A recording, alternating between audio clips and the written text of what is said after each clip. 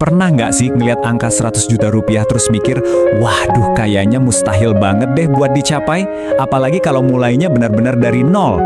Nah, di pembahasan kali ini kita bakal coba bedah bareng-bareng peta perjalanannya, langkah-langkah yang realistis yang siapapun bisa ikutin.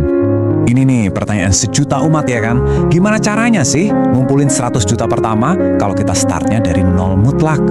Buat banyak orang, angka ini tuh kayak jauh banget di angan-angan. Tapi sebenarnya ada loh sistemnya. Ada kerangka yang bisa kita pakai. Yuk, kita bongkar bareng-bareng. Dan kalau kamu ngerasa perjuangan ini berat banget, tenang, kamu nggak sendirian kok, sama sekali nggak. Coba deh lihat data dari Lembaga Penjamin Simpanan atau LPS. Ini cukup mengejutkan. Lebih dari 90% orang di Indonesia itu saldonya di bawah 100 juta. Jadi ini bukan masalah kamu doang, ini tantangan kita semua. Nah, kunci buat memulai pendakian ini tuh bukan soal nyari jalan pintas atau ngarepin hoki. Bukan. Kuncinya itu ada di mindset kita, pola pikir yang fundamental banget. Fokusnya kita geser bukan ke tujuan akhir jadi kaya, tapi ke prosesnya, bertambah kaya. Sedikit demi sedikit, tiap hari, tiap bulan. Dan proses ini 100% ada di tangan kita. Oke, jadi mulainya dari mana?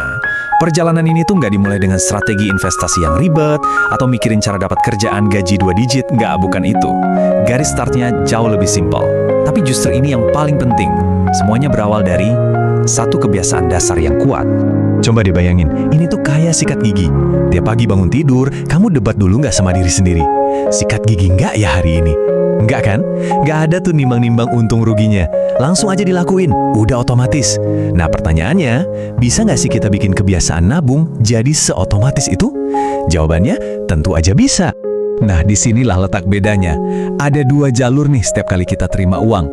Jalur pertama, yang buntu. Dapat duit, bayar tagihan, belanja gaya hidup, terus nabung sisanya, kalau ada sisa.